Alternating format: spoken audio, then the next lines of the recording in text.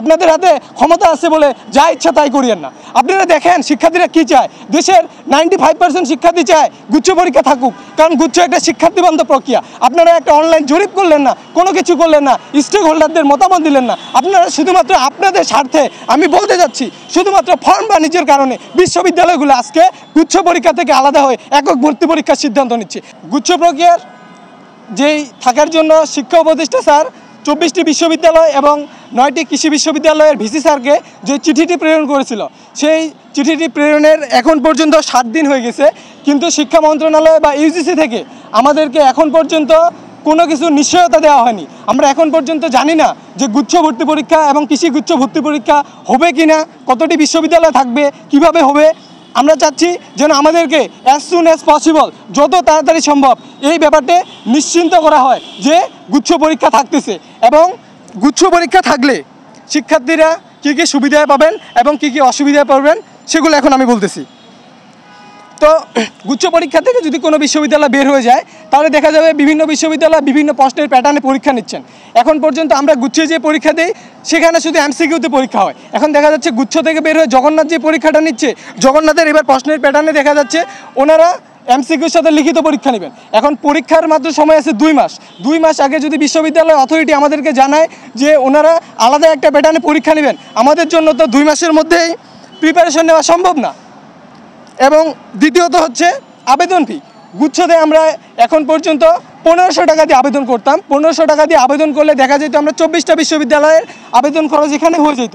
কিন্তু বিশ্ববিদ্যালয়গুলো যদি আলাদা আলাদা পরীক্ষা নেয়, তাহলে দেখা যাচ্ছে আমরা যদি ন্যূনতম 15টা বিশ্ববিদ্যালয়ে পরীক্ষা দেই, তাহলে দেখা যাবে বিশ্ববিদ্যালয়ে ভর্তি আবেদন ফি থেকে শুরু করে সব কিছু মিলে শুধুমাত্র গুচ্ছতেই আমাদের 30 থেকে 40 হাজার টাকা আবেদন এবং যাতায়াতের খরচ হবে। এটা তো আমাদের দেশের মধ্যবিত্ত ফ্যামিলির জন্য, একটা মধ্যবিত্ত বাবার পক্ষে কখনোই সম্ভব না যে একজন ছেলে একজন মেয়ের পিছনে 2 মাসের একটা অ্যাডমিশন পিরিয়ডে শুধুমাত্র ভর্তি ফি এবং যাতায়াত বাবদ 40 হাজার টাকা খরচ করবেন। এবং দ্বিতীয়ত হচ্ছে যাতায়াতের ব্যাপার।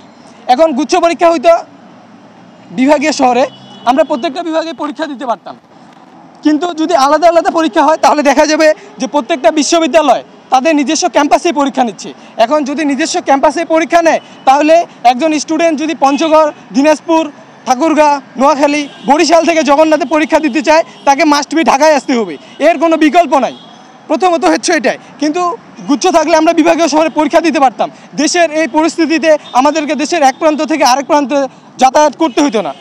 এবং তৃতীয়ত হচ্ছে সিলেকশন। গুচ্ছতে কোনো সিলেকশন পদ্ধতি ছিল না, যেটা এবার জগন্নাথ বিশ্ববিদ্যালয় গুচ্ছ থেকে বের হয়ে আলাদা যেই সার্কুলার প্রকাশিত করছে, সেখানে দেখা যাচ্ছে 40,000 শিক্ষার্থী মাত্র পরীক্ষা দিতে পারবে প্রতিটি বিভাগ থেকে। এখন এবার GPA-5 প্রাপ্ত শিক্ষার্থীর সংখ্যা 1,42,000-এর মতো।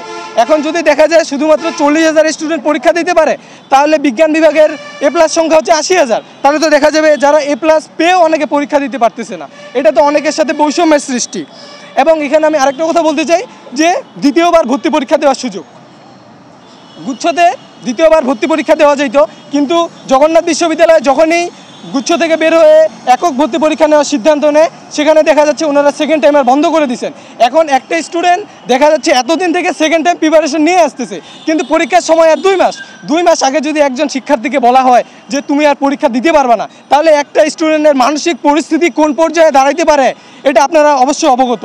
এবং আমরা বিশ্ববিদ্যালয় প্রশাসনকে এই ব্যাপারগুলোতে দৃষ্টি দেওয়ার জন্য বলতেছি, আপনারা প্লিজ একটু শিক্ষার্থী বান্ধব হন।